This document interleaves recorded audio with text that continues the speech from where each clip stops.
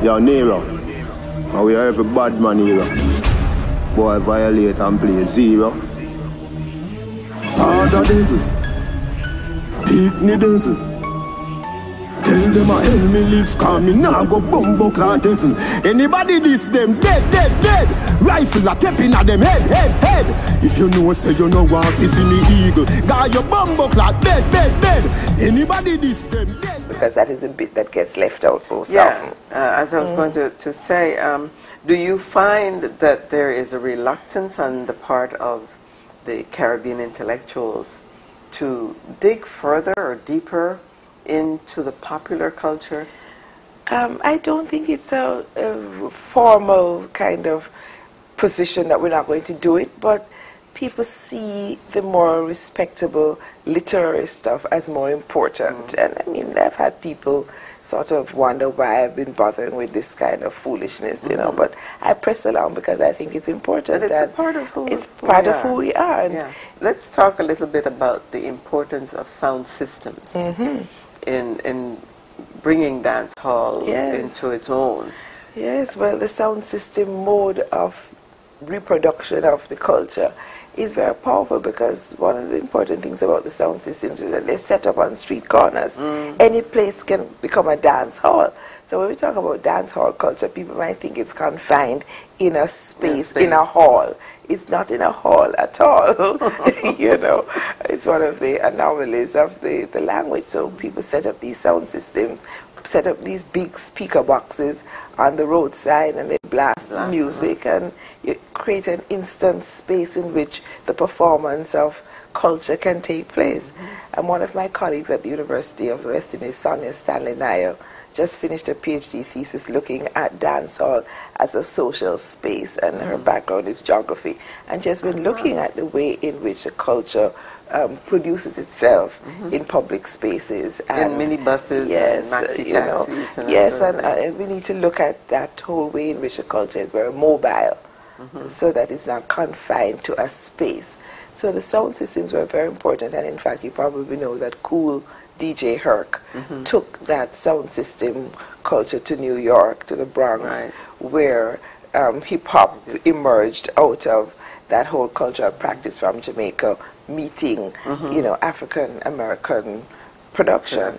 And Grandmaster, DJ Grandmaster Flash, you know, his father was from Barbados. And so you get the sense of connection between the Caribbean and African-American culture through Cool DJ Herc and the emergence of the sound systems in the Bronx. And now it is one of the most important things Absolutely. in the whole. Now, you mentioned Barbados. Yes. As a Barbadian, a born Barbadian, I was fascinated on your chapter about the importation of dancehall into this straight-laced, supposedly straight-laced. I think very conservative Bajans have a public image that is quite different from the reality on the ground. But anyhow, let's talk about that because it is interesting. Why you think that is? Yes.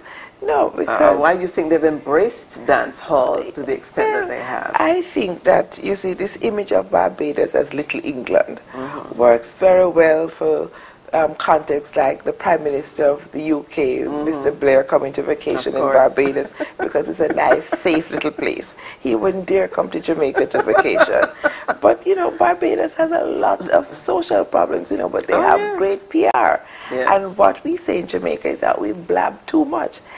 All our problems are out on the front page of our newspapers, whereas Barbados is better able to manage social problems. The typical British style. Yes, you know, don't talk out your business. But really, one of the things that I found very engaging about Barbados was that people are interested in Jamaican popular culture.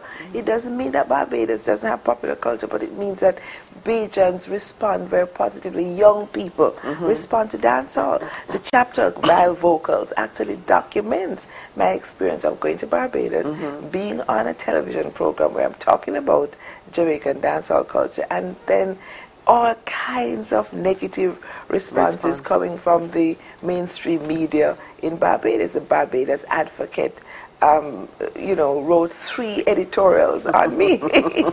And then one of them called Vile Vocals, this you know, sort of dissing Jamaican popular music dancehall as just, you know, vile and not worthy of any serious attention, whereas the Nation took a much more positive response and recognized that Barbadian society is itself undergoing transformation, evolving, and you can't blame changes on the importation of Jamaican dancehall culture. Well, if you're talking about a unified Caribbean, the whole idea is that there's a melding of the cultures to bring us to the best brand space, the best brand that we can make of the Caribbean. Yes, and in fact, you know, there were so many positive reactions that I got from people on the ground. Yo, Nero, and we are every bad man here. Boy, violate and play 0. Father devil.